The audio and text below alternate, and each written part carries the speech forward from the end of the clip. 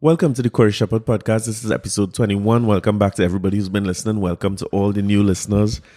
Keep in mind that you could always go back to old episodes. Once you close off the link on the Cadence Club, you'll see all the episodes available there. Or, better yet, like and subscribe on Apple Podcasts, Google Podcasts, Stitcher, is on TuneIn Radio. Where else again, boy? Spotify, for those who are abroad. I know you don't get Spotify in Trinidad, but anybody who are abroad, you could get on Spotify and everything. So if you just jump on that and subscribe, same on YouTube, you could subscribe and follow and share the page and all those nice things, right? So thanks for everybody who tuned in to the last conversation. I felt it was an important one to have with Michael. And a big part of that topic was domestic violence. I'm going right back into that, right? Because that was something that was... I'm not even sure if that's what we had planned to talk to Micah about initially, but it became so like it's in our face. Like you're seeing it over and over. Every time you open the newspaper, is one of those situations where a woman gone missing, a man kill a woman and kill himself. So I feel like having the conversation is the first step that we have to take. I know plenty going on around it, so I don't want to sound like I am the savior of this thing. I'm not. But I do feel as if I have a responsibility to continue to have the conversation and to explore all sides of it, because it's too much of a problem for us to pretend it's not happening. You know what I mean? So thanks for all the positive feedback on that episode. And if you haven't checked it yet, check it out. This is with Michael, conversation number 4. Now, by the time we were done with the episode, I gone back to the papers. I thinking to myself, all right, I have a short turnaround to prepare for the podcast today. And lo and behold, I open the papers and see line going down the very same road. So this is on the 24th of October in The Guardian, right? Another woman has been killed in a domestic violence dispute, and police say her husband has confessed to the murder. Police report said that around 7:45 Thursday, police responded to a report of domestic violence at 30A Flagstaff Hill, Long Circular, and they were met with the suspect, a 42-year-old Cuban national employed at the Embassy of Venezuela. Police say they inquired from him if everything was okay, and he responded by saying yes. However, the officers inquired where his wife was, and he told them she was inside sleeping. They proceeded to call out to his wife, Johandri Espinosa, a national of Venezuela, and there was no response. The officers entered the apartment and went into her bedroom where they saw the woman lying on her bed covered with a sheet. She was unresponsive. Police checked for signs of life and found none. They said the suspect was again interviewed, and he confessed that when she came home from work, they had an argument and he strangled her with his hands. So, I mean, now, unique in this situation, because I guess after talking to Micah, starting to more and more accept that there's a problem that we have in general as a society. But now it making me wonder, like, is it that we contagious with this thing? Because this is a Cuban national and a Venezuelan national and the same result. So I'm not sure. I could only talk for what happened in Trinidad, and I don't know what happened in other countries. And I feel like it's our responsibility to bring to the fore what happened here. And it's like, dude, what's going on? People come in here and picking that up too. Like, there's a thing. And I don't know. It's like sometimes you wonder what the backstory could be. As always asked, like, what woman could do so that would make you revert to that, where you can't just leave. What happened with your life now, Cubano? What going on with you? You in jail? I'm not sure if they have children. I don't know what's the extent of the relationship they have. But what's the situation? How is that the out? How is that the escape? And I don't know. And I guess the most I could do, or the least I could do, I should say, is just to continue to have the conversation and try to not let us forget it. Because as I said, we do the front page thing and we do the forgetfulness and the 2-day, what is it called, a 7-day wonder. And then we forget. So I'll keep it and I'll put it up front here so everybody can hear it. So by the time I hang up from this podcast, you could say that it was said. You hear it up in the beginning. So anyway, we have a little bit of a situation here where... Yes, Zachary? What do you want to tell them? The people who listening to this podcast better tell their friends to listen to this, because we might make a lot of money off of this. So... Bye-bye. Right out now. Anyway, as I was saying, listen, try not to lay it in homeschool. The moral of the story is, you see the online school thing, Rowley do some little opening back and thing, but I was just waiting to hear schools in the week. Let's see what is happening here and what we're dealing with. But anyway, so the country slight reopening. Slight. And everybody stay Saturday waiting to hear, well, what is the situation? What we really doing if we're going all out, or if we're going back to the beaches, or if we could fet again and Carnival and Christmas and everything back on, or if we're going to a further extended lockdown period. Because for the last 2 or 3 announcements, I'm sure all see any memes where people analyzing what clothes Dr. Rowley wearing and everything to try to figure out what he coming with. But for the last 2, 3 announcements, nothing changed and things only get more and more restricted. So everybody was waiting. The cases, I don't know, there was one point you see like a single digit cases per day, then the next day you see 50. So I don't know what to expect. But I guess it's looking like we're on the backside of a curve, a peak, or whatever you want to call it. So everybody was waiting with bated breath to see what Rowler's going to say, if it's freedom again and all that. And I guess we get some kind of freedom. I hear him say certain parts of schools and I get excited, but then they say it's tertiary. So I guess if you have in-person things to do like labs and so on for some of the courses, you could go back to UE or your tertiary institution to go and do whatever that is. What has happened? They say, casinos and movie town. Let me talk about this for a second, right? Because that was another very, very strange one for me. Now, I spoke here about movie town Shogunas closing down, right? Keep in mind that when I said that, the article had said that with COVID and the cinemas being closed is of course very difficult. There are no revenues coming in and there are staff to pay and rent to pay and all that. But keep in mind that he also said his issues with the landlord. Now, businesses in this country, we known for doing we have some little shenanigans. I not accuse any man of nothing, so I'm just saying in general. There have been strange circumstances under which buildings burn down in this country and places gone through, and then they build up very big, very nice buildings and things, right? I not accuse any man of nothing. They're chin above board businessman for everything I know. But if you're in a lease, there's a problem, and you have a pandemic, which is as good an excuse as any to get out your lease, and I guess I don't know what penalties associated with it, but if you ever had a thing called extenuating circumstances, a pandemic is it, and I'm sure that's in the lease, right? So if he could get out of that lease, and from what I know, if you think of where Derek Chin operates his movie theaters, I would say that the majority of them, including Guyana, he not paying rent for them places. There's places that he own that he collecting rent for. So I would say in my conspiracy theory self, that there's a good opportunity to get out at least regardless of what is happening and good timing and maybe secure your own space. Or go further to say maybe you have a space secured already that you're going to serve Shogunas from.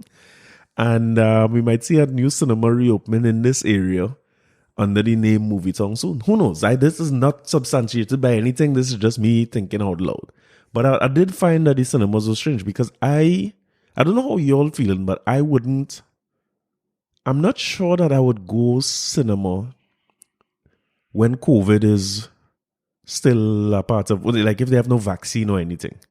Now, I just put the caveat, right? I'm not a big cinema guy. Cinema for me is like good time to catch up on sleep. If you need to get REM sleep, I have nowhere else I get more REM sleep than in a cinema. Especially when you see they bring them comfortable seats where you could lean back and relax from the time. Like somehow when they're showing all the previews, movies to come and the ads, I up like, you know what I mean? Popcorn and whatever it is. And I eat greedy too. Sometimes everything I buy, I don't eat it before the show start. Maybe that's the problem. And I don't drink too coffee and thing. I make sure I get some espresso up in me so that are good for the movie. But boy, you see when they pull back the screen open a little more and it get dark, REM sleep immediately. I can't tell you the last time I watched. Let me give you an example, right? When I went to see Hangover,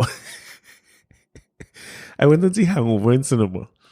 And the last scene I remember seeing, I was up, was when, you remember when Alan and them was in the room and he tell everybody he getting married and them kind of thing, and they was telling them, boy, you go and marry that woman. That was the last thing I saw. Then I wake up and I see, what is his name, Galifianakis? I see him kick a phone out of boy hand. I wake up and laugh because it was funny when I see it something. And then the next thing I know was the wedding. That was the 3 scenes I see in the Hangover. So cinema is not for me. I think the last thing I went to see was Bad Boys, the new one. I dropped asleep during that, so I didn't think it was the best Bad Boys ever. But we digress. Cinema, yes, end up being close to people. like sharing a handrest and thing. Now, assuming that he said 50% capacity, right? Which that means you could have a seat, at least one seat between everybody. But I suppose if you go as a group, you'll sit down together. If you go as a group, all the way are COVID anyway. So you could sit down together and leave some space between each person. But what I'm thinking about, right, is the person in the row behind you. Well, I don't know where's the new blockbuster come out now. But if it's full at 50% capacity, that means the row behind you will have people too. And if that man sneeze bad or starts a cough, you know what I mean, with them dry popcorn, well, you can't eat. You can't eat. Forget that part. You can't eat. You can't eat no popcorn. You can't eat nothing, which Derek Chin done complain about already. I could understand why too, because no matter what you pay for as a ticket to go movie town, you'll end up paying triple the amount for your popcorn and soft drink, and it get expensive like hell. I guess that's where they make their money, or the majority of the money. So, and I don't know for cinema goers how important it is to you all that you have thing to eat and thing to drink and all them things while you're watching your show. I need it before I go and sleep. So I was surprised at that too. That was an odd one for me. And I want to see what the cinema is going to respond, because you know how Trinidad is, everybody have an association, so if they have a cinema association, I want to see what their official response is going to be to that, because they didn't sound too happy, and I'm not sure that they confirmed that they opening back, although they're allowed to open back. So that's one. Casinos, another odd one for me. Like, why? How come the casinos get on this list of people to open up? I wasn't hearing anything about casinos before. I was worried about them because I know they employ a lot of people. And with all those people being home, what they up to? Is just DSS right through? That's the income. So I don't know. I guess it's an employment thing. But I feel like when you go to the casino, there's plenty intermingling. And you sit down on a table playing cards, and the same cards I get, you gonna get, and then the dealer gonna deal, and then I take chips and I hand back I don't know how that is a safe thing at all. That no, they say 50% capacity, right? Which means you're not up on people. But Trinis, we like to think when you go there and you see somebody marking a machine, you're waiting for them to leave. You could go and play a machine after a person, or just sanitize between each people, or what you do, sanitize every pack of card before you go. And them chips, I mean, when you play, you had them chips in your hand, you give back the chips, somebody else win, they get back the chip. That's the same set of chips circulating there for the whole day. What was strange about that too is I didn't hear him put any time limit on casinos. Some of them casinos open 24 hours. Is it that they're free to open back for the whole day, whole night, or they have a time constraint? I don't know. So, and also casinos can't serve no drinks and things neither. I don't know. I ain't heard nothing from the casinos yet as to whether they're going ahead with their reopening or not, but that is the conditions there. And they can't serve no food, no drink, same as Movie Town and all the other cinemas. Now, oddly, restaurants have to remain closed. Not closed, sorry. Only takeout and curbside pickup at restaurants. Now, I was expecting, to be honest, I thought that the restaurants would be the easiest things to reopen because they were open before, and it wasn't like if restaurants was cited as one of the reasons that COVID was increasing at all. It wasn't hearing anything like that. It was basically, to me, smooth sailing with restaurants. I wasn't hearing any complaints about restaurants being overcrowded. This one is I think the most painful one for me, that restaurants close, because a lot of times I go in Maria's, or I think I talked about this 100 times, Vanilla Bean or a Starbucks or somewhere where I could get some work done, I could study, I could even to prepare for this podcast, to read all these sort of boring articles about these politicians. It's easier to do in a restaurant, but restaurants close all the time. So we get cabin fever now. You can't go to work, you can't go out nowhere and eat and just, you know what I mean? But the restaurants remain right where they were. Curbside pickup and takeout. And I was surprised at it because the Trotters people, I remember I was talking about that, the Trotters people come out and say, hey, we on the brink and there's a difficult time for restaurants and we haven't done any major retrenchment, but it will come. And I think it will come. But I think they're seeing this as a slap in the face. I see Peter George get bad. And I see two sides to the argument here on social media. Both of them real interesting to me. So number one, let me declare my biases, right? You see, business, I always feel uncomfortable with things that affect business badly. Now, I'm not saying that business should be put in front of lives, but I am saying that after all is said and done, we all have to live, and we all dependent on some business somewhere for our income, our recreation, our family, our entertainment, our finances. We're so dependent on businesses. Businesses run the country. So when you take measures that cause businesses to close for so long, so in other words, I have demand and thing, my product good, people coming by me, but there's some government restriction that causes me not to be able to open, I already find is a tricky decision to take. Now it's a pandemic, and we all have to understand, and we all have to bite the bullet. So it's not like restaurants alone close, all businesses close. But I do find it strange that Trotters, who is would have been the biggest group I see make the kind of complaint they make in a very public way in the papers and all over social media and so on. I find it strange that when Hard Rock Cafe seemed to have gone under in Gulf City, it's like all of a sudden we see on social media signs going up saying Trotters. Now, nothing wrong with that. I really feel it for the people who now get their Hard Rock Cafe, what they call it, franchise. I feel it for them, boy. And I mean, I was supposed to play there in, I think, Christmas time, and I ended up going. I regret not going now because they just get the franchise just before Christmas, and then within 6 months, a pandemic and no sales, and the foreign exchange was not a problem here already. Them men had to close down, but very, very quickly, Trotters took their space. So I hear them on why they complaining, and I agree with them, because the restaurants being at that level of limited capacity for so long and being closed completely for part of it, it bound to have an effect on the employment of the country and also the just profitability of the business. When business is making profit, the country healthy. But when you look at that move to buy the thing, I wonder, because that move would have been made in the pandemic. You yourself as a business owner, all you fully well know, there's a chance that the lockdowns could be sustained. So is this the best time for us to go through such a major expansion? Trotters has one branch. To move to 2 branches mean you expand by 100% during a pandemic. That is a decision you take. Nobody asks you to do that. And I'm sure that it was taken because at that point in time, the people who run in Hard Rock Cafe, they don't have a choice.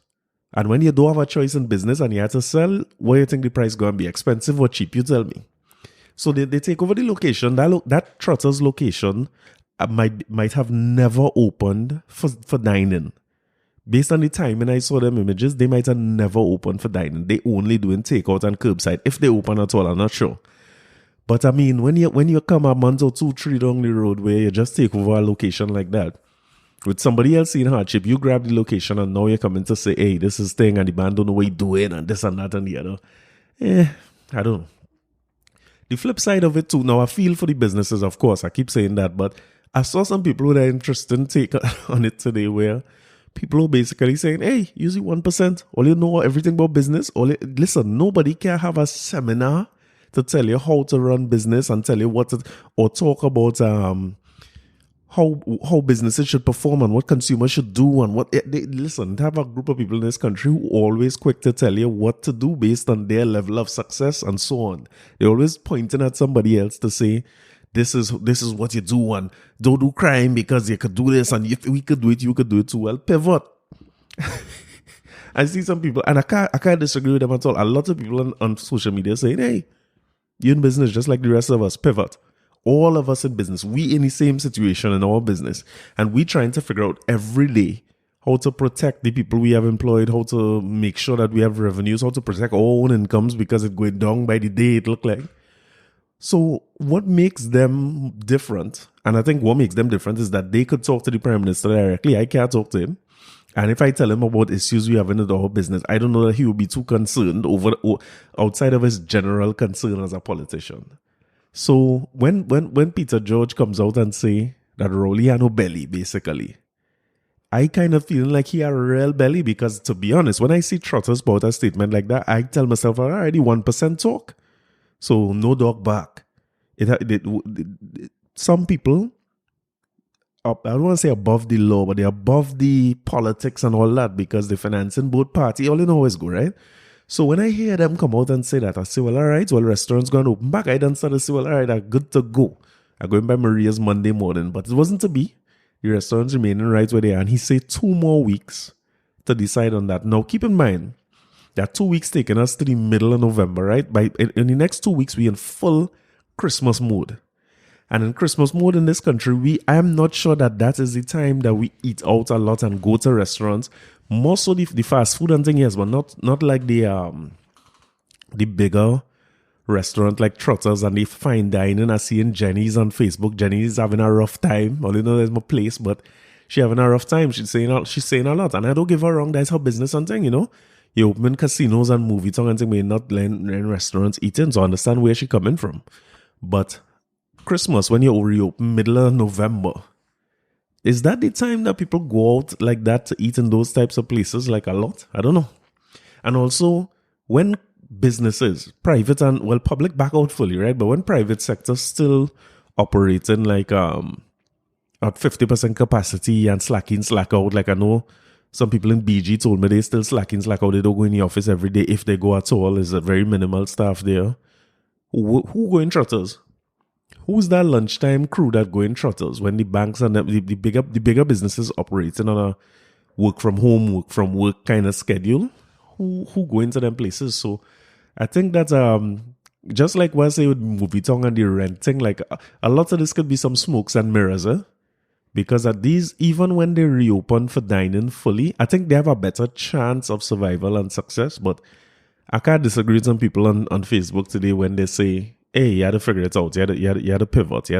What you're going to do? You're going to adjust your menu. Because I haven't seen a lot of them start to do delivery themselves. A lot of them really just create a space for other people to make businesses or exploit opportunities. Like I know Drop Taxi does a food thing, and there's another one who does it for Popeyes, and all these companies have some allegiance or alliance with a taxi type delivery type company, and they're doing the deliveries and things. So again, it's one of them we had to watch. I'll watch what is happening this week in terms of how we roll out.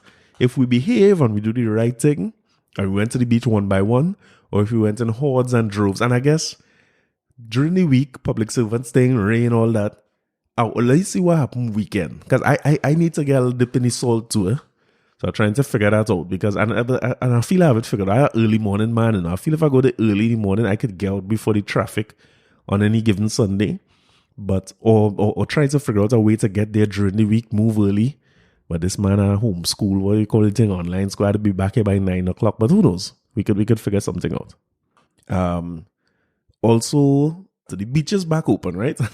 I think when they were doing the press conference, Dr. Rowley was saying tomorrow, like he and all excited for the beach to open. Only noticed that he done in Tobago already, you know. So he was saying it open Sunday. But the actual day is Monday when I recording this. So I ain't seen nothing crazy yet, which is a real good sign. Usually by the time I recorded, I would see, like if you remember the last time, you see a bunch of people heading down to the beach and I saw the traffic and that kind of thing. But I ain't seen nothing going wrong on social media about beaches being overcrowded. I see 1 or 2 people on my timeline on the beach, but the beaches from Mako in the background, it look empty, which is a good sign. So I think opening it on a Monday is a much better decision than opening it on a Sunday when the beach is so closed for so long. And you open it back on a Sunday morning. I don't know what they expect to happen. I and all could get a little bacon shack up in me. But I'm glad they reopen it on a Monday. And like the rain save us from ourselves too. Because if you're in Trinidad here, you know how the weather has been. But we've been having heavy rain for days on end. So it's not the most attractive time to go to the beach and thing. Somebody had to tell me if Richards and them open today. I hope they open. Well, you know, I'm biased to the businesses, right? So I'd be real worried about the business. We will get to that. So somehow the rivers still closed, because when they say water, whatever the water thing is, they say coastline water, bodies of water, whatever. I don't know. In my mind, I thought when they open the beaches, rivers and streams and everything and the waterfall and whatever else open, but apparently it's just the beaches. Now somebody got to explain this to me. Because I not understand, and I only don't know I'm having a hard time with these measures. I'm saying that openly, and I don't know. I'm putting it out there. I don't know if I right, wrong, or indifferent. But the nice thing about COVID is that none of us know if we right, wrong, or indifferent. But a lot of us like to talk like we have it figured out. But the reality is that when the beaches open and the rivers remain closed, I had to assume that the assumption is that people go and lime and cook by the river and stay there whole day and thing, right? Now, when you see people saying that politician or the prime minister or anybody biased in the decision making, don't vex with them, because this this don't look right. Okay, open the beaches and thing, like if you're saying rivers for certain people and we don't all go by the river, I don't know. It could, I could see why somebody would take it as a insult, a slight, or whatever is the word you want to look for. But I could understand Roller's side too, because in fairness, the river is the kind of place where people go for the whole day and cook 2 big pot and bathe. And like, I always remember my father tell me a story about Korean duck by the river. And his lime is whole day when you go up there, you're going for the day, right? And he tell me that the bubbler pot, boy, they put, you know, you make a little fireside by the river bank and thing, and you bubble your pot and thing, and they go on and they swim and play wherever, and they having a time. Only for them to come back and realize that dog done lick down the pot and go on with that. I don't know how a dog get through that hot curry, but that is real. So when I say it's no Richards by no river here now. So if they lick down your food, you have to just eat rice or so. Out there, rice or something. But I guess, yeah, all right. So rivers closed. You can't go there and lime whole day. I want to see, he say in 2 weeks they will revisit that, right? So I want to see what happened different in these 2 weeks that will allow us to lime by the river that wasn't happening in the weeks before. But we'll see. Public servants going back out to work in full. I was real surprised by that. I did not think that was even on the cards. I also don't think that should have been done at all. It's like, I'm not sure, and I'm only saying that because of my experience working from home, right? The way our company set up, I could work from home and our team could work from home on most days and see each other when we need to. But I'm sure, the public service mightn't be set up like that. But the public service, the government is one of the biggest employers this country have. So when public servants go back out to work, I think congregating get to be a default. Because when all of them go back out to work, now the workplace is full, right? I don't know how much social distance they could do in a ministry or in any institution in the public sector. What they do, they put up screens, they socially distance the desks. I don't know what they do. And there's now a lunchtime lime and an after work lime, and it just looks that way to me, to be honest. So I was real surprised when they say public servants. I think what was happening now or before with public servants is that they would slack in, slack out. You remember slack in, slack out? You work 2 days, so I go work Tuesday and Thursday, you work Monday, Wednesday, Friday kind of thing. So I was surprised at that, and like Watson Duke was equally surprised because Watson is upset. And we know what's happened when Watson upset, right? The water is apart from Trinidad to Tobago for him to walk over here and all these things. But the man has some good points because he's saying, number one, how are we at a lower level of exposure or risk? Because everything that they're saying about changing the restrictions has to do with risk, if you ask me. So they're saying that you're at less risk when the numbers are lower and all these things, and you're at higher risk when the numbers high, so we have to lock down. But what's next and what changed in terms of the risk that public servants facing when they go back out to work and working together back in the same environment, or what things were put in place to mitigate the risk? So if the risk can change, some mitigating factors had to be put in place. So I want to guess that elevators will be a certain amount of capacity and they will space themselves out. I don't know. I'm eager to hear what that sounds like. I'm sure social media will tell us a story before the week out, because you're bound to see some pictures of what the office looking like when some people go back out. And if there's any kind of crowding or congregation and that type of thing, let's see. Also, beyond the public, so Watson Duke I was talking about, Watson Duke, other issue is that nobody said anything about the public transport. So when public transport still being asked to perform at a lower level capacity, I believe is 50%. And you put public servants back out there, what's going to happen to people who taking maxi taxi bus and things to get to work, and the water taxi and all these things? I'm not sure if that addressed or it's going to be addressed, but I think it's a valid question. I don't like when I had to be back in Watson Duke too much. Some things just make me real uncomfortable. And when me and Watson Duke on the same side, I'm slightly uncomfortable already. But the man asked some valid questions. He had to be Watson Duke, right? And go out and say also, the Prime Minister can't tell nobody go back out to work on the high horse without me. I ain't so sure about that. Watson basically saying he had the final say when people go back out to work and when they don't go back out to work. So he stopped just short of telling people don't go. So I got to tell Oli what happened when I talk to Oli next week, because I don't know what if Watson said don't go and I any public sector, me ain't going in. I staying home. The man said going against Osh and all these things. So you see, Watson is special guy. Any when he get back in the spotlight, like Trinidad have a whole bunch of people I call superheroes who's just entertainment kings and queens. And when them come out, the place bound to be nice and podcast go be real easy because it's a real content. Watson Duke is one. Gary Griffith is another one. Rowlers is on that list. Imbert.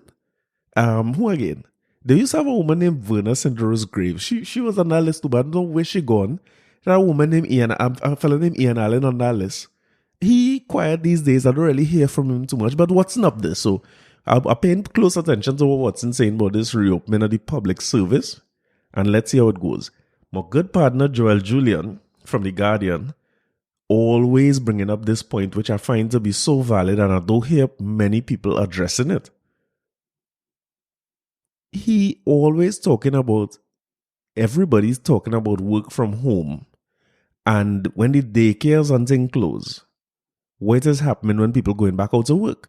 So the public servants get sent back out to work in full, right? But all you hear what just happened to me, Zachary is rolling in here like if he belongs here. So what happens when the public service go back out to work and they have no daycares open? Where are these children going to go? Schools closed, daycare closed, primary school, all the levels of school closed still in Trinidad and Tobago. But public servants going back out to work. So what's going to happen to these children? Where are these children going? Well, one suggestion is church, right? Because church open back. So you could basically drop the children off by the pastor or the priest or whosoever, pundit, imam. Hopefully they run some kind of situation where, I mean, they're home long time. The priest isn't really doing much these days. So they might as well see about some children in the church. It's big enough to social distance and all these nice things. And if you're being honest, these children need prayers. As a matter of fact, you know what? I'm going to try and get Julien on the line. Let me see if I can get Joel on the line, because Joel been talking about this since March when COVID now start. So let me see if I get him and how much he willing to say about this, because this, I think it just get a little worse with the public service having to go back out in full. So let me see if I write about the places being closed or if they're still open, or what is the situation.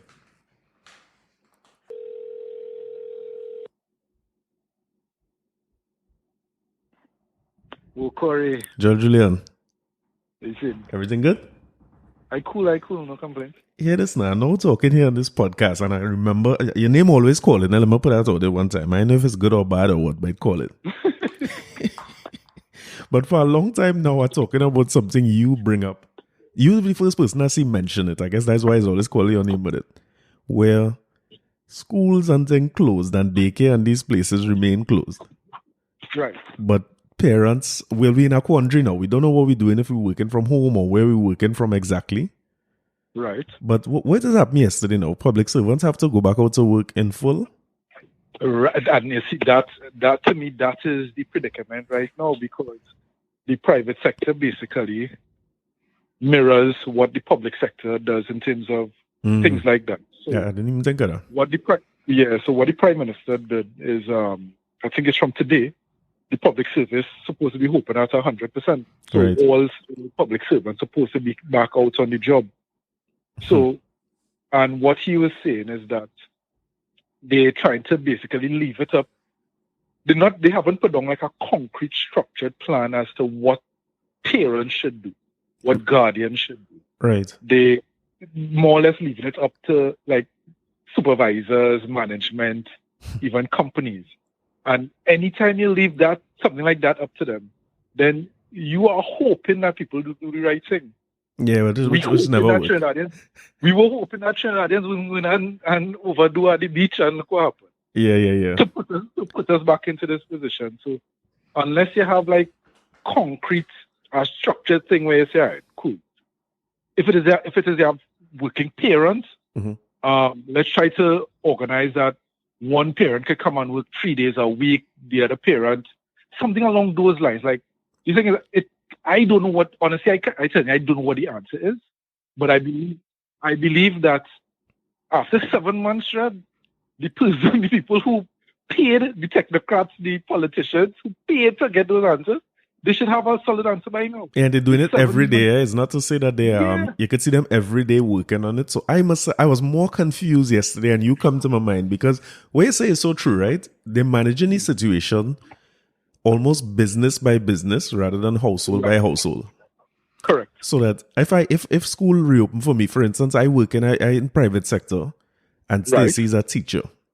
Right. So if for instance she has to go, if both of us end up on a list that say tomorrow we have to go back out to work, I don't know what happened with my son, because San Fernando boys, I saw some schools doing that sort of half day thing with the online school. Right. And then I said, well, all right, well, parents could figure out a kind of shift system or something. But his school going normal school hours. He's starting at I think 8:30 and finishing 2:30. Right. So it's a full day. So it really is a confusing thing, boy. And as I said, so like in your situation, Stacey is a teacher, right? So she is currently like conducting online classes and stuff like that. Well, yes, and she has to go to the class. She has to go to the school 2 days a week. I don't know if I should be saying this publicly. I know what's the arrangement she and the school have, but she has to go in on a Monday and a Friday. Right. So imagine you put somebody in that position, right? Yeah. Where you are, even if she was home doing the home teaching at home. Yeah, you can't supervise him. You cannot supervise. It is ridiculous to think that somebody could be able to manage on that level, because you are now trying to ensure that the children are taught, while at the same time ensuring that your child is not going to be left behind. It's not happening. Something going to suffer in that equation. I hear it loud and clear. Exactly. And to me, it's like, we keep on talking about the children are the future. We always hear those kind of platitudes. We hear the children are the future. We hear that we're supposed to ensure that the future is taken care of and all those things. But the reality is that, one, there are single parents out there. Right. Who, at this point in time, have to go and make $1. Yeah, no, you had to go back to work. Yeah, any public service, you had to go back to work today. You have... So... Even before like the public service reopened today, when they decided to, like, let's say a KFC. Now, I'm not going to stereotype anybody, right? Sure. But the reality is that KFC and like even Movie Tong and places like that, a lot of this stuff is like single mothers or people who there are single mothers attached to it, right? Let's not say the majority. You could put casinos on that list as well. A lot of these staff members would be single mothers. So imagine now a fast food establishment has been closed for a significant period of time.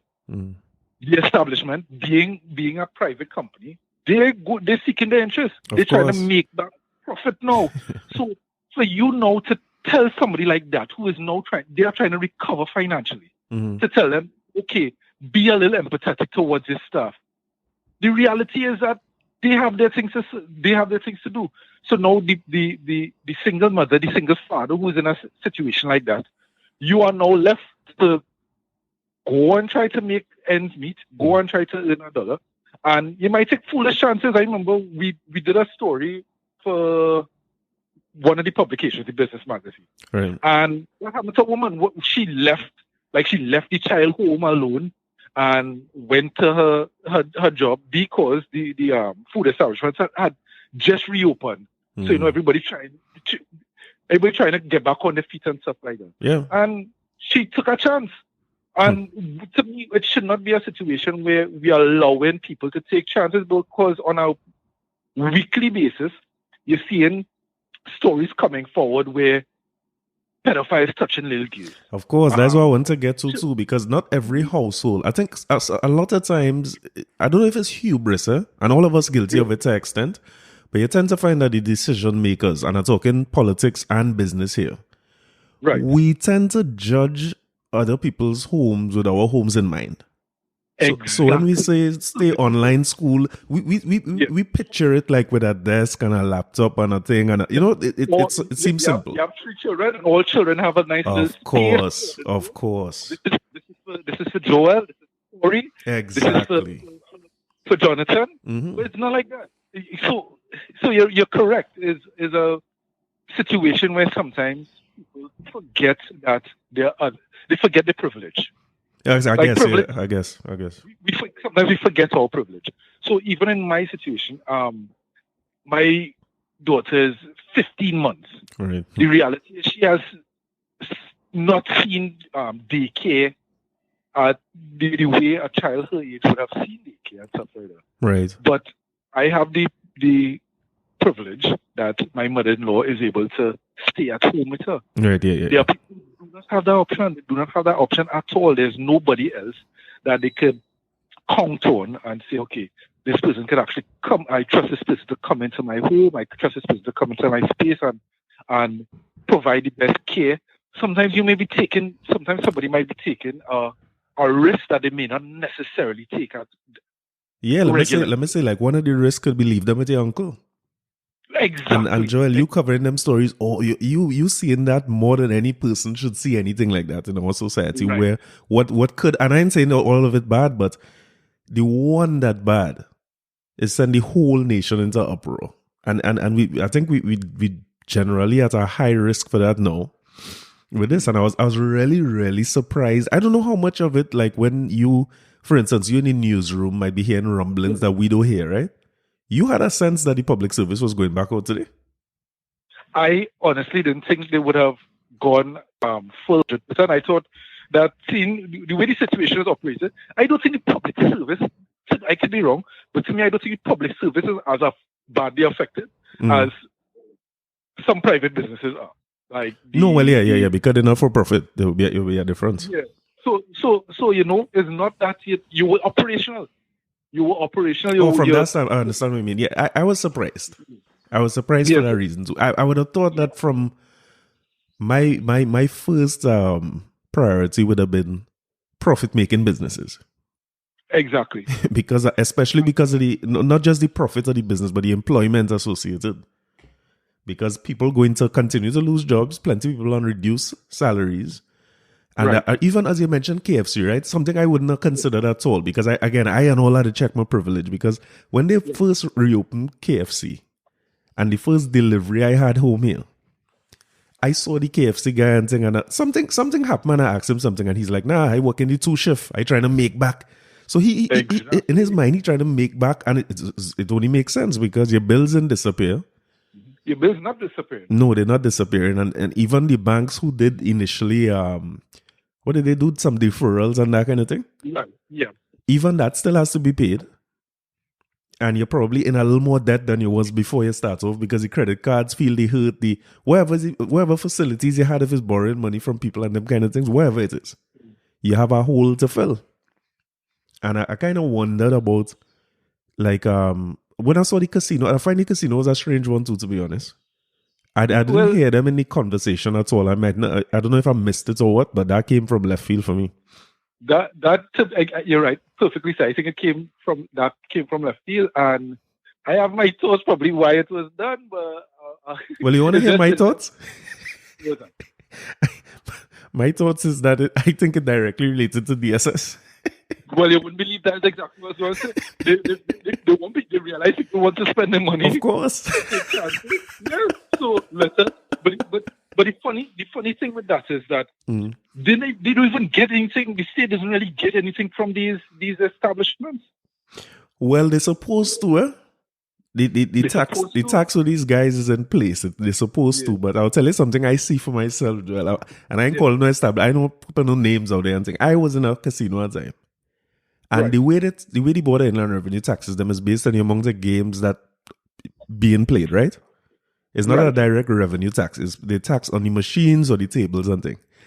And I see the men wheeling away machines, like the men just bring out a crate and start packing machines up in the back, literally. So I was kind of like asking, like, what going on? The casino closed. What is the situation? And man's like, nah, meant casually. He's like, nah, the tax man passing, so. Yeah, so we had to look like we only have two roulette tables. Of course. For one hand band. That is right. No, it will be sad if that is the justification, but I honestly I didn't see the need for it, the reopening of the casino, especially seeing that last parliamentary cycle and stuff like that, they were trying to find a way to control and manage and regulate these institutions. I thought they probably would have taken this time to find a way to circumvent that and better be able to regulate them. Right. Oh, yeah, I guess. But the thing is that there are so many avenues as to the way people are affected by the COVID-19 when it comes to work and childcare, that I think that the Ministry of Labour, and they need somebody to really come with like an idea to say, here was this. You know, in the beginning, it was touting this pandemic leave, and people saw that as an avenue to, you know, okay, because I have a friend who works in the public service, and she is basically saying, well, she don't know what she's going to do because you are not telling her to depend on the empathy of her supervisor, when the reality of the situation, the supervisor doesn't have to be empathetic. No. There's no law, there's no guideline to say, well, this is the case. Well, not even just law, Joel. There's no incentive either. They don't tell businesses or landlords, okay, be empathetic, and there's this in it for you as a way of encouraging people. Yeah. Even that not there. And the thing is, there's one thing first, like when at the beginning of the pandemic, so from the beginning of March, early April, when we didn't have any idea what was going on, it is one thing to have this sort of laissez-faire attitude towards dealing with the situation. Yeah. To me, 7 months in, oh gosh, 7 months late. Yeah, good plan. 9 months I can make a child. In 7 months, so in 7 months, you should have some sort of idea. You know what the difficulties are. You have been experiencing it over a 7-month period. But as you rightfully say, sometimes I think the privilege that is there in terms of like the cabinet and stuff like that, where they don't necessarily need both parents or one parent to have to make a decision.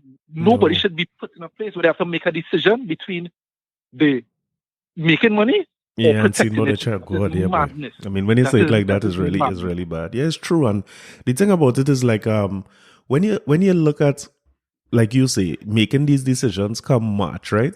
I still feel like we're in a position where me, you, or the decision makers don't know what is the right way to approach this pandemic.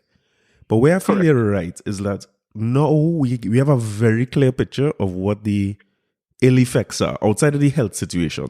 So people losing their jobs, businesses closing down, children have to be schooled online, and we didn't have the infrastructure in place for that, because I feel for teachers too who doing this, it's a rough thing, because a lot of them figuring it out as they go along, and they're doing a great job at it, but they're figuring it out as they go along. So now that we at this point, and you could see some of the repercussions then on society, on the economics, they talk about domestic violence increasing thing. I would think somebody putting more in place to deal with the repercussions then, whether it's financial help, like you mentioned, pandemic leave. I'm in business myself. I have never, up to now, we don't know what to file pandemic leave under. So when we have a staff member who get put on 14 days quarantine, right? Yeah. We just paying the person at this point. Because I don't know if they're over the sick leave requirement, I don't know what to do. I don't know where to file. I don't know what to tell them to put in NIS. Or I'm not sure what exactly it is. Because they're not sick. They were exposed and they get 14 days, they test negative and they come back out to work. The processes, some of them just, I don't know if they're slow or they're being forgotten or nobody looking at it, but boy, it's a strange one overall. It's a frustrating thing. And as you talk about the teachers, honestly, I just kind of sat in on like a primary school class. I just sit down there while online class is going on, but I felt frustrated for the teacher. It's hard, boy. It's hard. And that was an hour. That was just an hour, and they're doing this thing on a daily basis, trying to find a way to navigate through these times. I know, I give them a lot of kudos for figuring it out, because even that too, Joel, we take it for granted that the teachers, a lot of them who working from home, like they have the home situation that lends to be able to do this, where they have a separate space from their children. They have their own life and everything too, you know what I mean? So Boy, is that tricky one all wrong? I don't know what will happen come the end of the year, because I mean, one thing happening this pandemic is time passing like normal. If there's any evidence we need that life goes on, is this. But we come into the end of a term and back to a new term next year. Yeah. Wait, think, boy, from your viewpoint, if you're going back to school or what going to happen? We in the same situation come January? The way it's looking now, I think that they may not necessarily start in January, but because there will still be the thoughts. Because the other day I saw like we still had like 50 cases, and which kind of mind-boggling to me that we still getting those number of cases. Right. Seeing that we have been in it for a while, and we have a fairly good idea what we need to do as individuals to protect ourselves. Mm-hmm. So I really don't know. I would like to see something done in terms of schooling, because I have a 7-year-old there who he frustrated by this online schooling thing. Before, when he was in school, he was an A student. No, but the man don't want to do his homework. He don't want to. Yeah. And the thing is, I don't know what you're going through, because you're sitting down there. You're not feeling. He is demotivated. Yeah, you could feel very, very disconnected from it too. It's hard to connect. I think I saw you say something about that too, where you have some children in their formative years who not around other children. Correct. And the question is, will you see a generation of people, when according to how long this lasts, is it that they will be affected when they start to reach teenagers? What's their socialization now, Yeah. And you see that one of the groups of children that like are feeling it for is, and there's a little segue also, is like those who prepare for SEA now. Oh yeah, so wow. With that in mind and that kind of pressure for exams, I think this is disgusting that CXC will have to, in the middle of that, in the middle of people trying to come to terms with this, you make things worse. So it's like so. To me, it's disheartening. I said, all of us are trying to, as a business owner, you are trying to come to understand how best to operate, how best to pivot. Pivot is a new. For sure. For sure. Yeah. How best to pivot, how best to approach the situation facing us. And it's kind of disheartening that everybody is not on that page. So it goes back to trying to just employers without there being a proper standard in place is madness in my view. And so there's so many elements. And the hard thing for me, and I think the media had to take some blame, is that whereas we constantly hear the plight of the bartender, the bars, right. Rightfully so. You constantly hear the plight of the restaurants, rightfully so. Mm-hmm. To me, we don't put enough space for the concerns of the parents, the concerns of the children, the concerns of the ordinary man going through these things where you really don't know what to do with your child at the end of the day, and just hope and pray that nothing goes wrong. And to me, it comes back to some sort of decision needs to be made, some sort of plan needs to be put in place at this juncture. At this juncture, something needs to be done, because what we're doing is we fail in our generation. And the sad thing is that every situation where an adult takes advantage of a child during this point in time, on all of us, is blood on our hands.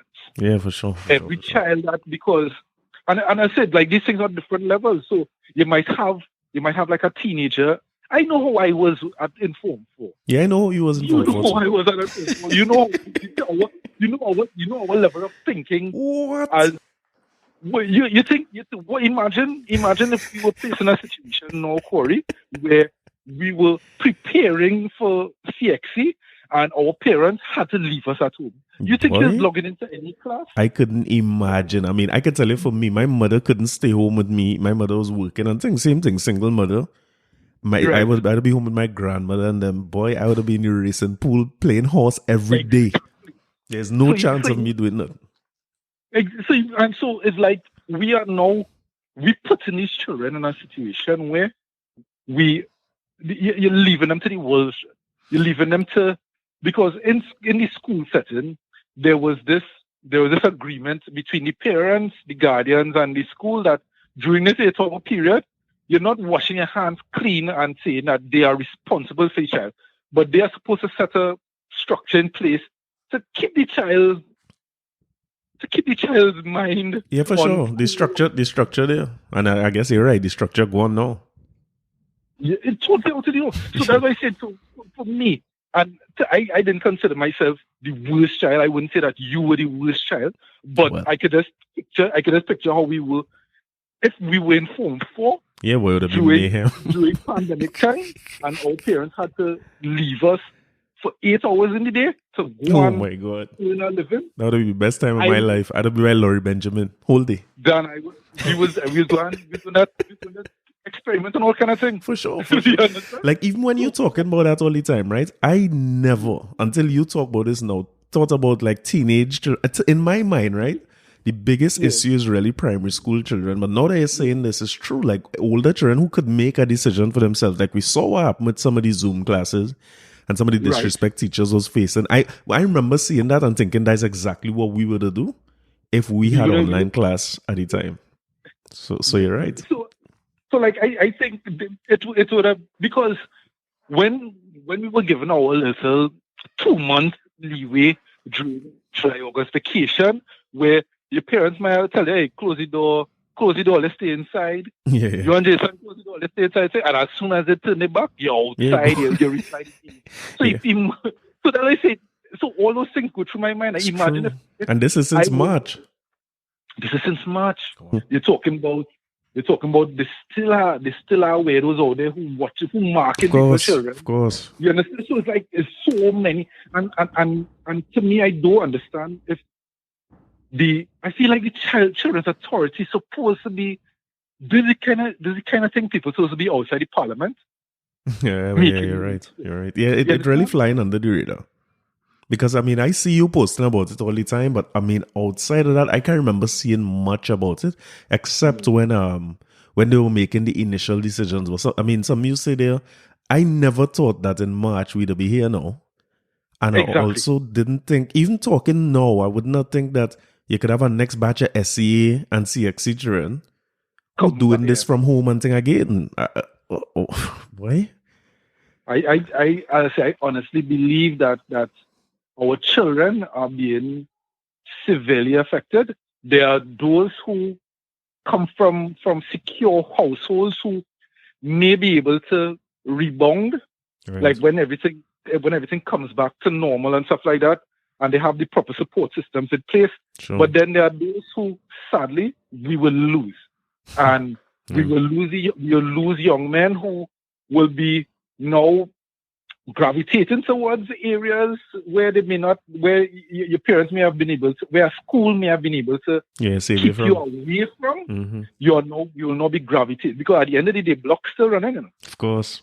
That business will shut down. Blocks still running. There's no COVID on the block. Exactly. Blocks still running. You're still going to have mature men who are in younger girls and able to attract them with certain things. For sure. So they are now, we now putting those in a situation to, we putting them like lambs to the slaughter. Yeah. They had bigger risk. I say like, whereas a Corey Shepherd could when the time is right, come to you have a full support system, you are able to bounce back from whatever for sure decisions are made. There are some young men out there who don't have that. That's for sure. They don't have that. And you know what's sad about it too? Like we collectively as a society, 10 years from now, going to watch them same young adults now who was children at this time and condemn them for doing this and doing that and blame them for doing this and say they could make better choices and all this kind of thing. You don't believe how that kind of rhetoric is done a problem for me already. But I could only imagine when they start, if they go down the wrong road, how society will look at them. Nobody will remember that what happened here, and that we failed them. Nobody remembers that. And then I say, like, to me, this entire situation, and I'm glad that you're broaching this topic, because I believe that there's so many elements to it. So, like, I was talking to a woman the other day, and she's a single mother. One, she doesn't have a lot of means, but she like the majority of single mothers, you're out there doing the best to ensure that the children could make a positive mark in this world. So you could tell that she's doing her best. And she has 3 children. And the thing is, all 3 are in school, primary school age. And she has like one tablet that one is a tablet and a cell phone, but she has to use the cell phone on some days. So I'm picturing like that now.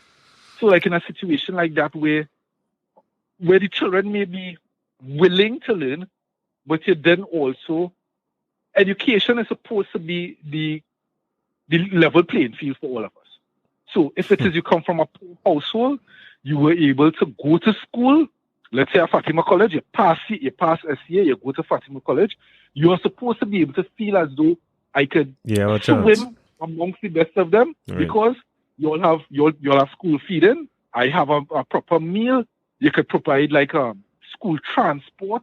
So like all these other amenities, all these peripheral things, like, the state is supposed to assist you, and you come to learn.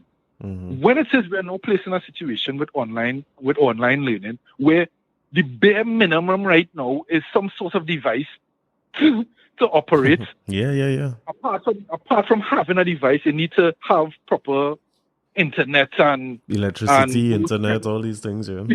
So that was it. Like, there's so much. Yeah, no homeschool feeding coming home by you either. I thought that was going to be a thing at some point, but like that not happening. But so you now putting me in a situation where education is no longer the level playing field.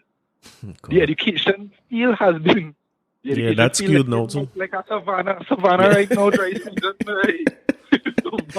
No, it's true. It's true.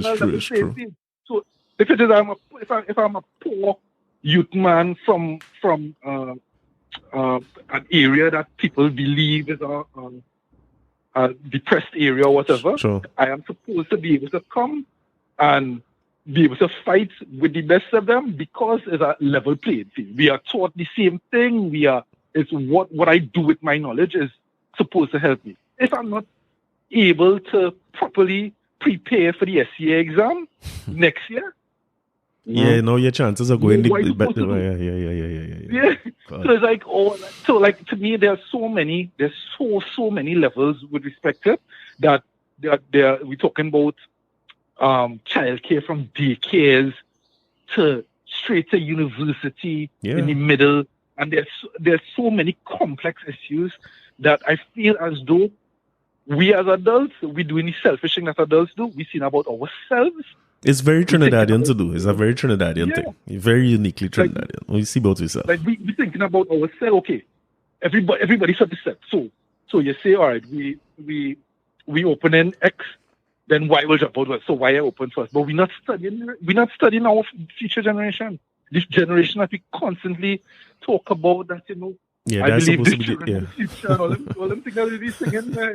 But it's like what we continue to do, as a society collectively, we tend to keep putting ourselves in situations where the most vulnerable end up more vulnerable, and I think that's what this is really, Because as you say, your children are going to bounce back. They have a lot of children. My son, he gonna be all right, but again, it's because of the circumstances, the support group. I have way more. I don't know what I do to deserve all this support, but I have it.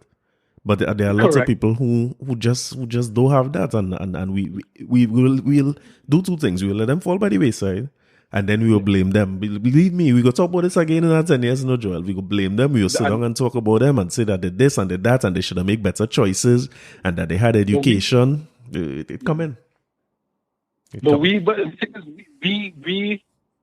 fail them, and that's my thing now. It's like we discuss all kind of things. Sure. We discuss all kind of we had all kind of nationwide conferences speaking about the decriminalization of marijuana, which is a good conversation to have. Right. We have had conversations talking about the abolition of the death penalty, which is a good conversation to have.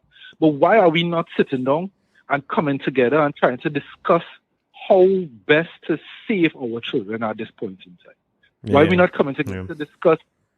We always talk, and the thing is no individual. We always talk about as a village. It takes a village. This is village time. This is time for the village to come together and say, "Hey, what we doing?" There are ways that this thing could be approached. You have members of parliament have like offices in districts. There's ways we can probably sit down and have a proper conversation, talking to everybody, deciding how best we can ensure that, as you rightfully said, 10 years from now, we are not feeling. Yeah, boy. This is not a stain on our history. For sure. Because as it stands right now, there are parents, there are guardians, there are grandparents who are taking risks that they should not have to take, and there are people making decisions that it is wrong for a parent to have to decide whether or not I want to make money to protect my child while leaving your child at home, or like even an employer putting somebody in a position where they're saying, well, XYZ is the case. They have ways you can work around. And as it stands right, with the reopening of the public service, the next step is that other private businesses will, because I think even by Guardian Media, we got, I think it's this week, mirroring the public service, is all hands back on that kind of thing. Really? So you're no longer, you understand? So it's like, whereas, which to me makes absolutely no sense, and which is one of the things that they were saying from the beginning of the pandemic, that sadly, we have, I don't know if it's a Trini thing, but we have a way that we realize that we should change, and then we just revert to our old. Not me. Because somebody was telling me that this morning, and somebody was saying, once the public sector go back, the private sector. And I was like, no, like, why? Yeah. Once I figure out we could work from home reasonably okay, like in our company, we see each other. We hardly see each other, but everybody's going to the office maybe once a week, if that. Right. And I mean, we make our own, as I say, pivot. One of the things we do is when we gave up this, we kind of by default, the space empty because nobody there. So we start doing short-term rentals. We have people who rent it to study, who come in to do different types of like short-term type businesses and things. So I didn't see the call for the public service to go back out as any means of me trying to get staff for what? Like just to see them. Right? And especially because I always try to take the individual. Our company is small too, right? It's about 12, 15 people, so it's not as big. But I know the individual circumstances. Right. So I could say, listen, I know you have children, your children in school and things. You just let me know when you could come out, and things like that, rather than just a broad brush. I was surprised to hear that. So I'll back out fully no. That it was, as you rightfully said, to me it was a conversation that wasn't something that was on the front burner. Yeah, but it feel rushed out there because I see Watson do complaining about it too, and the man has some valid points. And that's the thing. Honestly, this might actually work out to Watson in favor because you have PSA elections coming up. So this might be the thing to my lifeline if he needed one. Right. Because he is vociferous when it comes to what he believes in. Mm-hmm. And the thing is, like, all the conversations we were hearing is that they wanted people were clamoring for the reopening of cinemas. People were clamoring for the reopening of bars.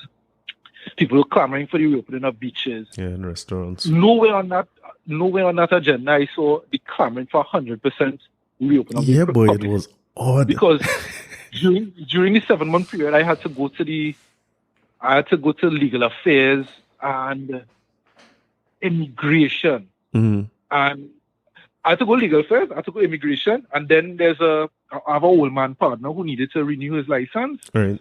So at least those three ministries. Mm-hmm. And the thing is work out. Yeah, no, they're working faster. You notice how much faster everything happening now that people home. I feel like people is the problem. Exactly. Everything working real smooth. So like my old man partner, he wanted to go and renew his license, and like he was going with the normal mentality of, hey, you just show up and you get a license. And they told him, nah, go back home, which is nonsense by itself. but they told him like go back home and told him how to log into the internet. But Right. to me, it's kind of wrong for them to do that. They should at least have a place to Yeah, don't guide, much of that. because you don't know what people are dealing with. You don't know if people have anybody that they could turn to or whatever. But the thing is, when he came and we made the appointment was like I think 3 weeks away from the day that he originally wanted to go. Right. But the thing about it is he was able to get through. So it's not like the systems weren't working. Right. When I had to go and get a birth certificate or something. Birth certificate working And- fast. It These things fast. working You fast. get it in your mail You know, like it's 2 just- days. I was shocked when we had what was a new birth certificate thing. We get that so fast.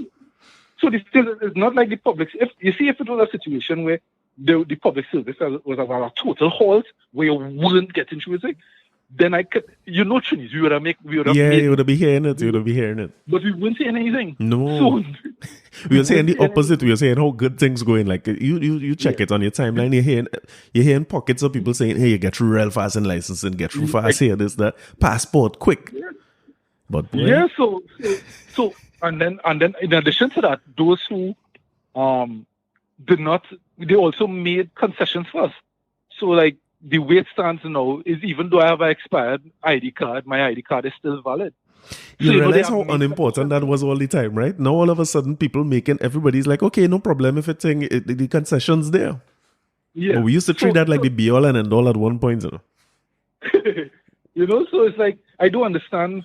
To me, it wasn't on the radar. It wasn't a situation where people were clamoring saying, "Hey, we are trying to get a ID card or trying to get a passport and I'm not getting through." First of all, if you don't have a passport right now, that's You can't go nowhere. You can't go nowhere. So it's neither here nor there. If it is an ID card, the worst is they could. What are you gonna do? You can't do nothing. Everybody can go slow.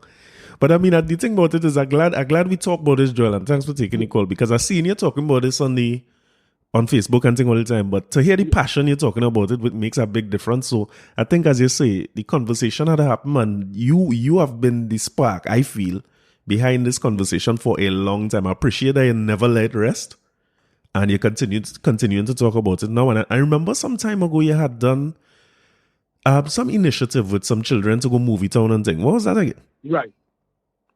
So what it is that was when Black Panther first came out. I remember. Yeah, and we came up with the idea. Around that time, it was inspirational because you're finally seeing representation, and we felt because both of us had this conversation because I know you wanted to help in terms of making that dream come true. And what is basically we were looking at schools within the Mova Laventil, Port of Spain area. So you had like Success Laventil, Mova Laventil, Southeast Port of Spain, those kinds. And we were saying that for like children, so for like Form 2, Form 3, just give them a little outing to go and see Black Panther. To us, it may not necessarily seem as a big thing, but the reality when everything came through at the end of the day, and speaking to some of the children, some of them it was their first time in Movie Town.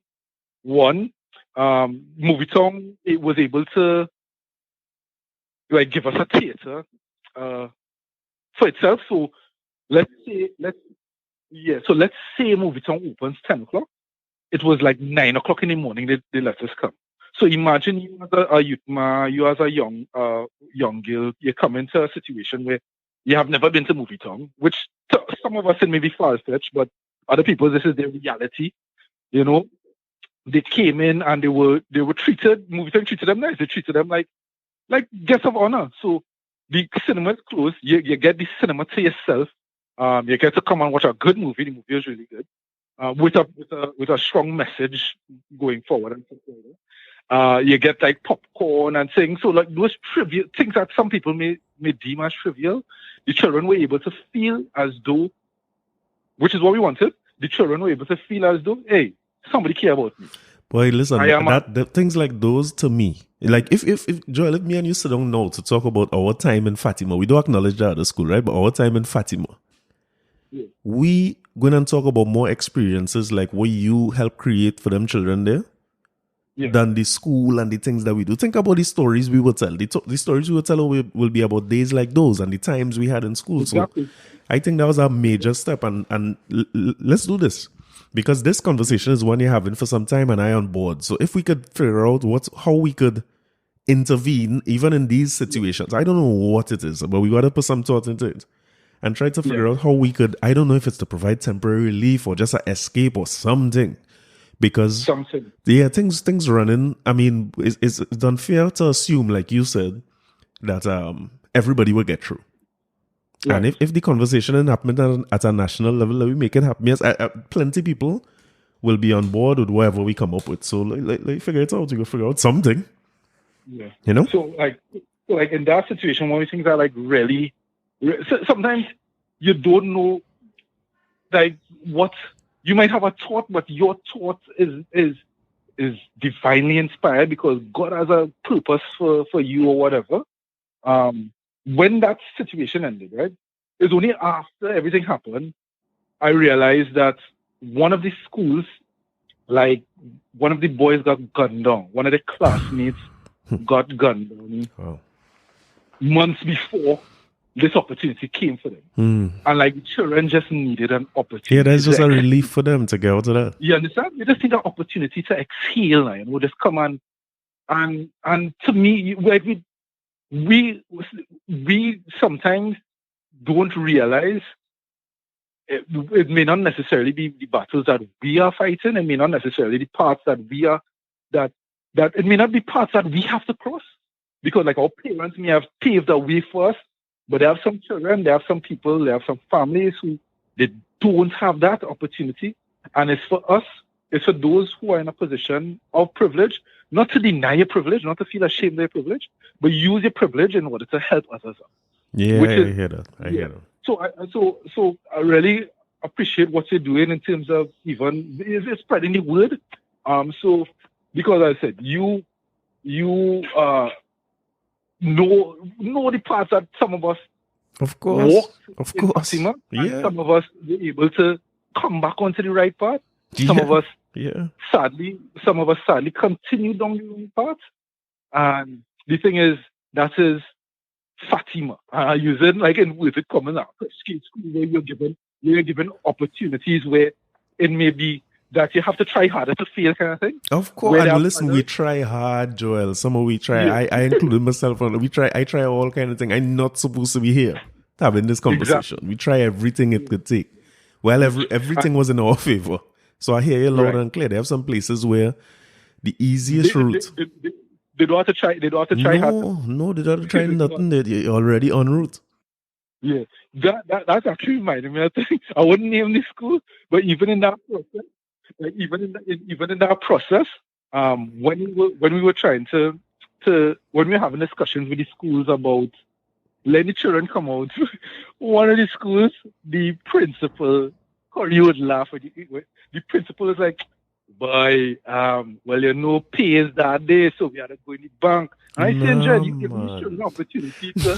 So there are some schools jumped on the bandwagon. He like, boy, Jen, you're right.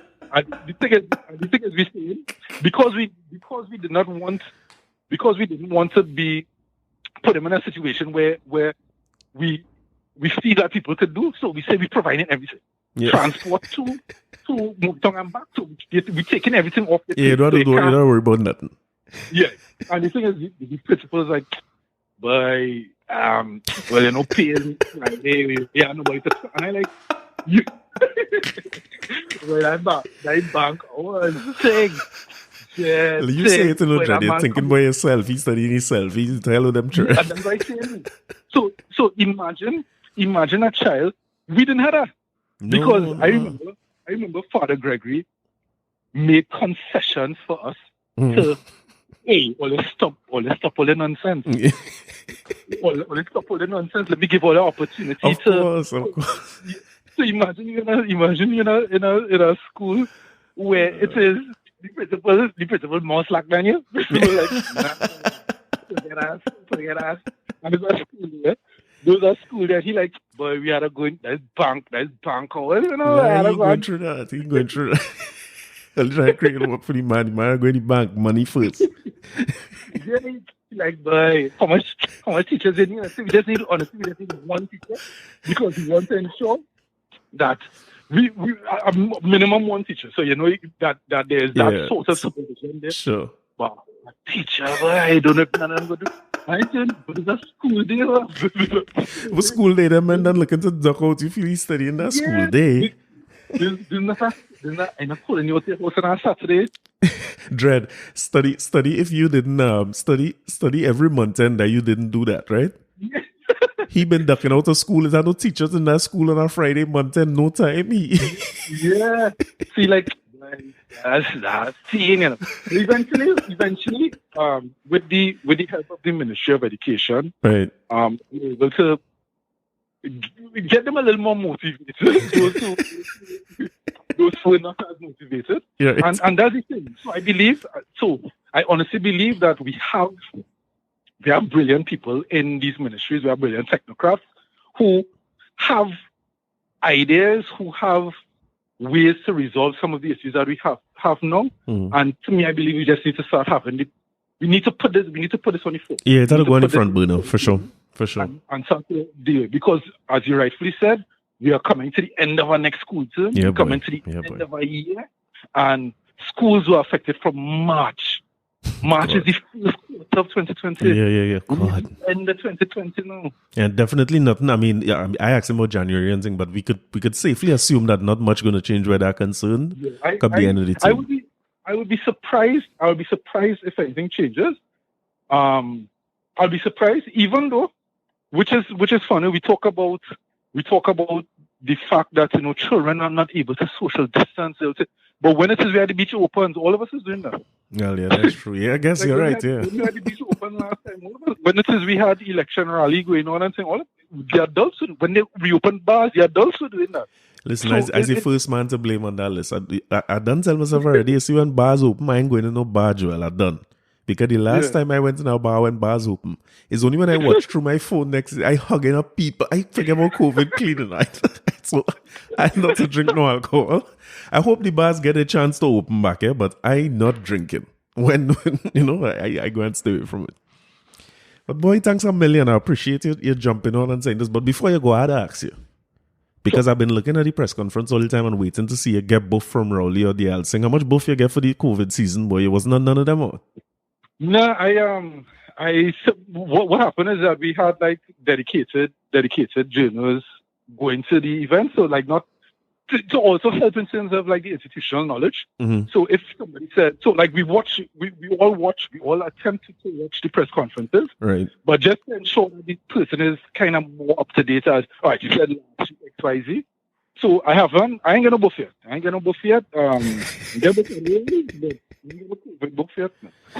It's sad. I've been looking out for you to be getting buff. We gotta know. Listen, based on we gonna talk next time about your ability to ask direct questions. Because every time I had to do an interview on this thing, I keep you in mind. Like ask the question. So I just waiting for you to ask one of them questions. But your time will come. You're both coming. Because these men get annoyed when reporters ask them questions. It's the funniest thing I've seen. But right. Which is what they're getting paid for. Listen, it's a real odd thing to me. And our society is back it up because it's almost like same thing it's almost in school days. Like when somebody get this, everybody's so cool. I wasn't taking that. That's exactly what's happening on social media when it's done. But it's an odd thing. Only in a rough position, Joel. But keep doing the work. I think media itself in Trinidad goes underappreciated. If you ask me, I think people act like if the mistakes in the media is the only mistakes that's happening in the whole country. I really don't find so. And we a lot of times helpless without a lot of the work that you all do. But it goes unsung heroes. I don't know when media people will get. You know when you reach like Dominic Kalipasad, I suppose.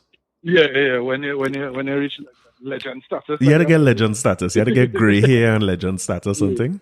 But other than that, at that time I'm gonna be walking around like a monocle and a little.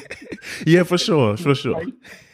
Then they'll say how great you was and thing. But I appreciate the work you're doing. And let me keep the conversation going because according to what you're doing,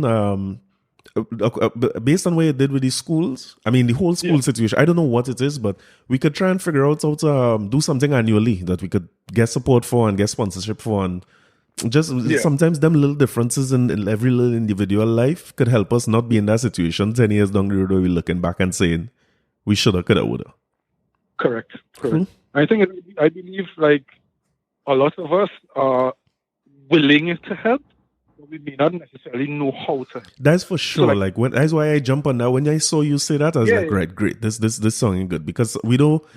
I guess you're not thinking about it every day, so it really dependent on people who come up with the concepts or the ideas, or who like doers. Then there's some people you need to be doers and moving and things. So.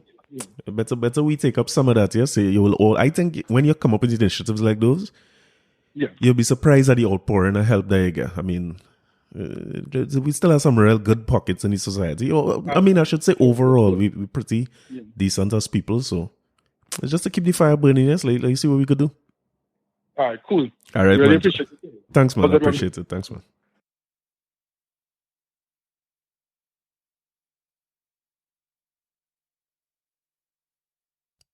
Right, so they heard from Joel himself, right? He was the person he's always behind it, so I was glad to get him to come on and talk about it for himself, and you could hear how passionate he is about it. It's bothered him, so, and I think it should bother all of us, so I'm glad he came on and talked about it, and I'm so grateful that he also only mentioned Fatima. You notice that speaks volumes. Anyway, we talk enough about Rowley and them and all that sort of thing, right? It's nice, you know what I mean? Society, we halfway back open, we'll see what happened in 2 weeks, but I had to get some things off my chest. You know, this little podcast has been some therapy for me, right? So I had to take a minute to breathe. And I want to talk about what happened this Christmas, because we by the time I come back here to talk to Oli again, we're in November. And I think I'm officially depressed again, because I'm starting to deal with the reality of no parang this Christmas time. And my grandmother, God bless her soul, that's my darling. Me and my grandmother was inseparable. There's my mother this time. And she always used to tell me, she never say Corey, you know, she says Corey, words strong, you know, watch the words you're saying, words strong.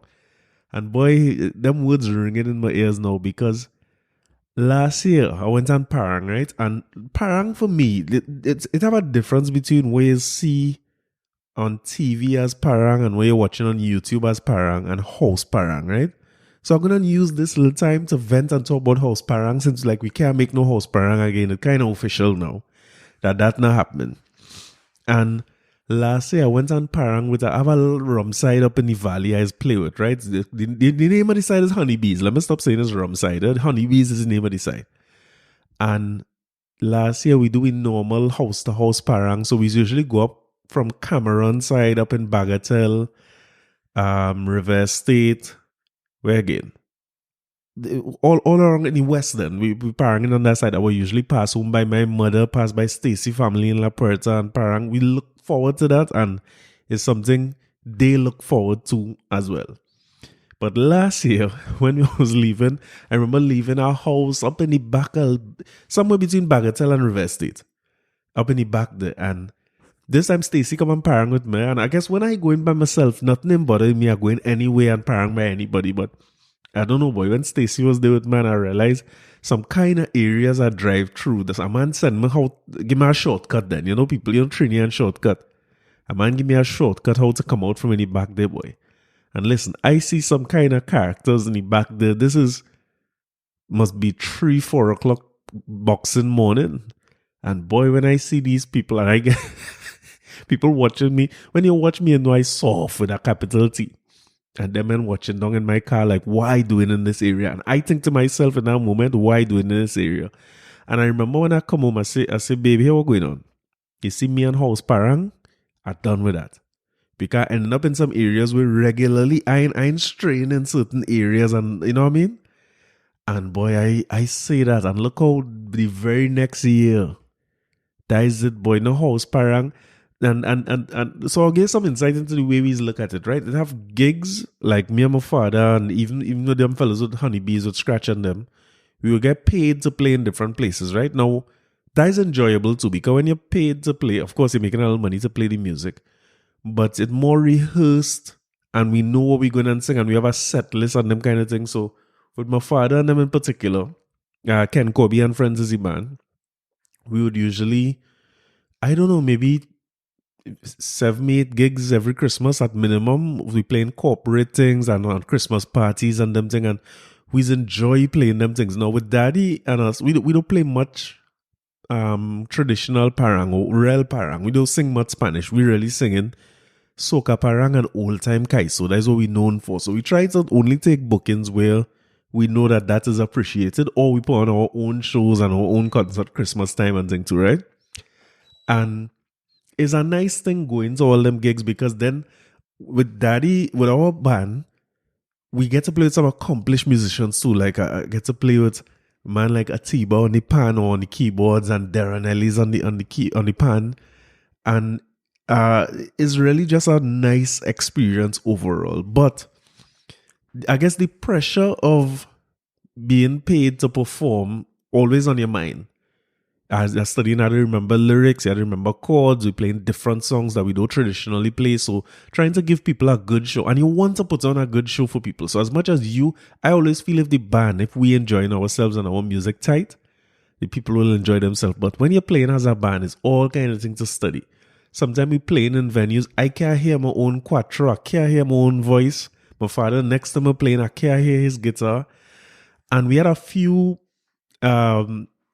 moments like that this Christmas where it was just bad. But I remember the second to last gig, because gigs would have start all October and thing, we playing in companies doing that little circuit.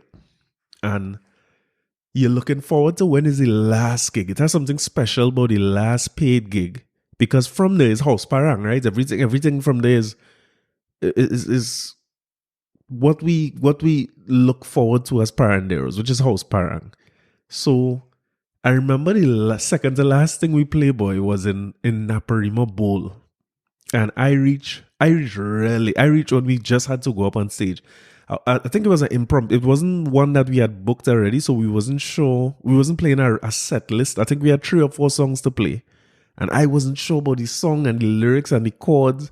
And boy, we went on that stage and I fumble and bumble my way through that thing. And it's like, oh man, this is terrible. I can't wait to just play for playing sake, I guess.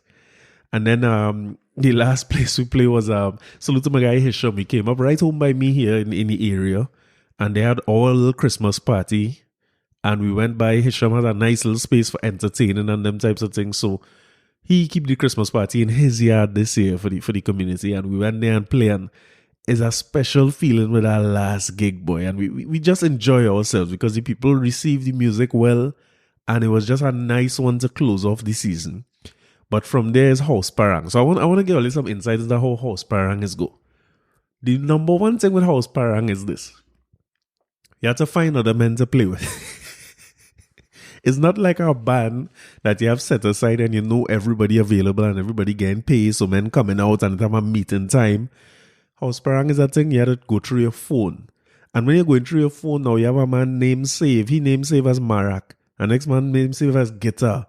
And you're trying to now pull together a side of musicians to go by people, but you usually can't really put together 10, like a whole band. So what I try to do, right? I don't like to parang unless it have a guitar I'm playing with. I don't like the quattro kind of thin and high pitch. I ain't like to play that by myself. So if I find Daddy or I find Scratch who's playing Honeybees, we will go out because it's a guitar and a quattro.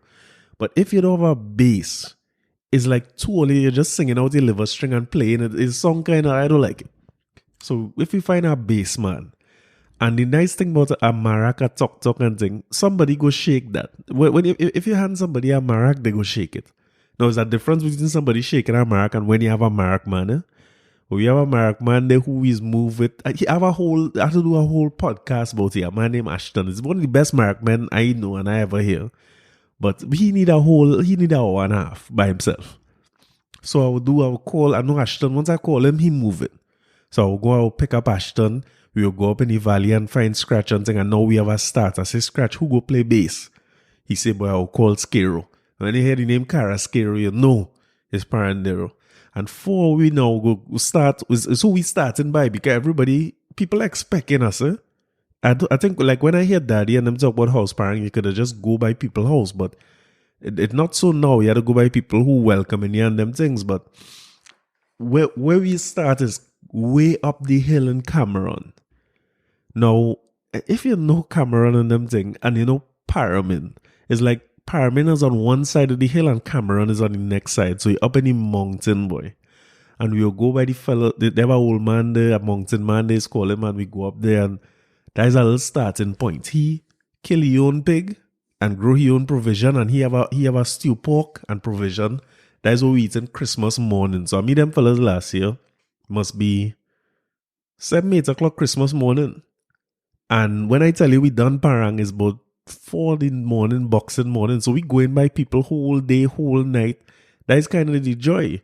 But I think the part that is the best part for me, beside the music where you're just playing free and you're singing and enjoying yourself, and anybody bringing song now, it's not like a structured thing. When you go by people, them have a little song they want to hear, or them start a song and we play, and it helps you as a musician too. But the enjoyment really is on the joy you bring to people's face when you go by them.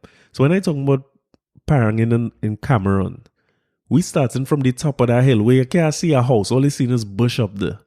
And as you come down the hill, you're going by a house. And I ain't talking, listen, when we going by people, it's no mansion you're going by, you have to squeeze in. It's tight. But the joy that people feel when you go by their house. And the way it is too, we want to reach by you nighttime or Friday morning. When I reach by you 1 o'clock. We coming out the car, or if we walk down or whatever, and we, just like where you see people talking about, you sneak up, we had to go in easy. And most of the time you pull up by somebody's song, you will sing by somebody's house, you will start with that serenal. Sereno, sereno, sereno, sera. No, that's the wrong song. Let's go again, boy. That's Gypsy Sereno. When we play in Christmas time, we play Sereno, sereno, sereno, sera. Sereno, sereno, de la madruga. Sereno, sereno, sereno, sera. Sereno, sereno, de la madruga. Maria, Maria, Maria, Yoro.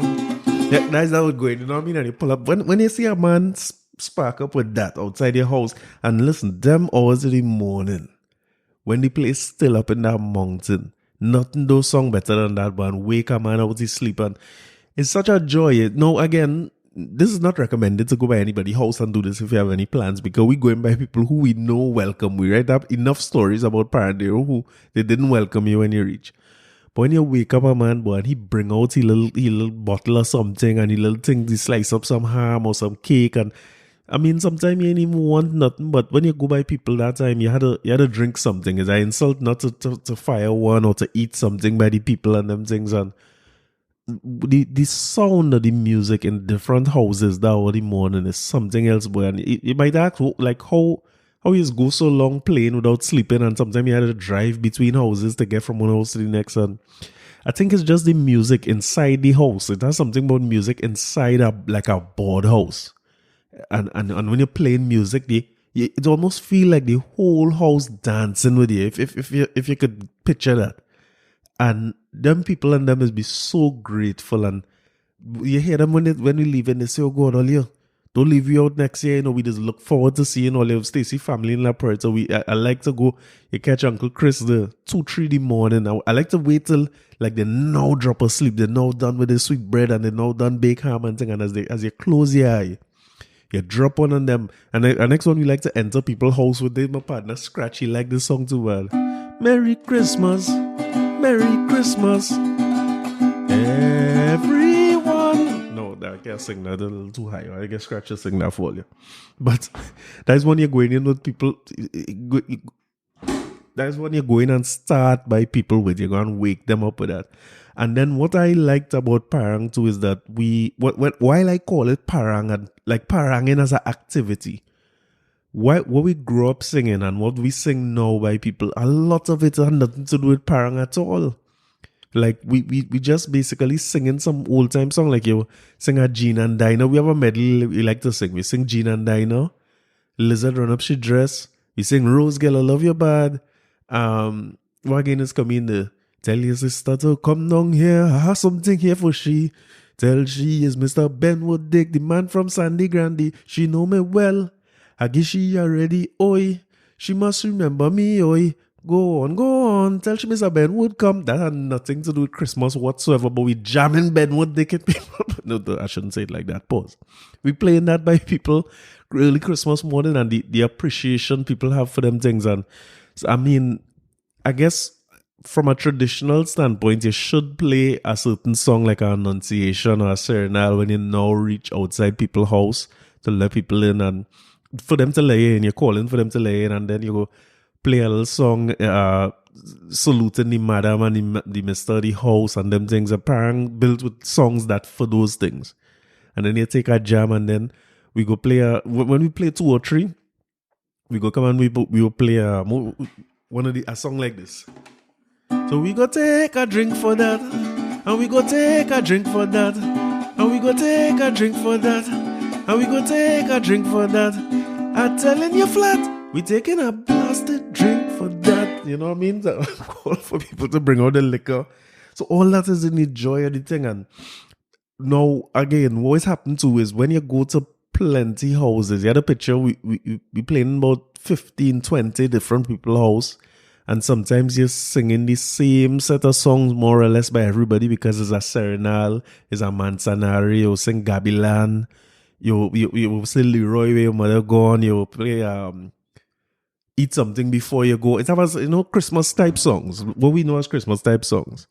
And in the midst of that, and I think when everybody tired, there was a man named Friday, we used to parang within South, was famous for that boy. And when everybody tired and you mightn't drink by every house you go, you mightn't eat by every house you go, but somebody's bring out a couple cup of coffee, boy, and revive the parang side again. And then somebody go drop a sentimental, boy. You see that the way that sentimental is dropped there? It have a different ring down the morning. Like one of them I like to play is When I Want You in my arms and I want you and all your charms whenever I want you. All I have to do is dream, dream, dream, dream, dream,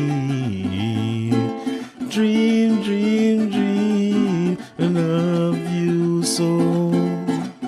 And darling, I want you so.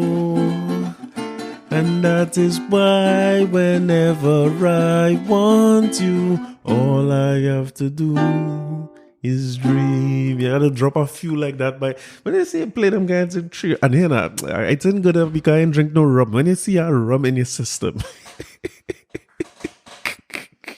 and you play that by somebody 3 o'clock, and you want to see people cry in their house in their little pajama and thing. Some of them, so like I remember Friday always used to sing one, and it's when you least expecting it, he drop something like that, and he used to say, said he had to work, so I went to the show alone. Turned on the lights and turned the projector on. And just as the news of the world started to begin, I saw my darling and my best friend walking. You know it? The there was dark and so they couldn't see. And so they sat right there in front of me. And when he kissed her lips, I almost died.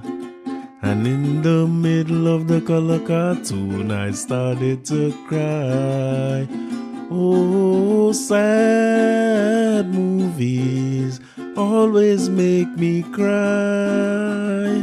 Oh, sad movies always make me cry. You know it?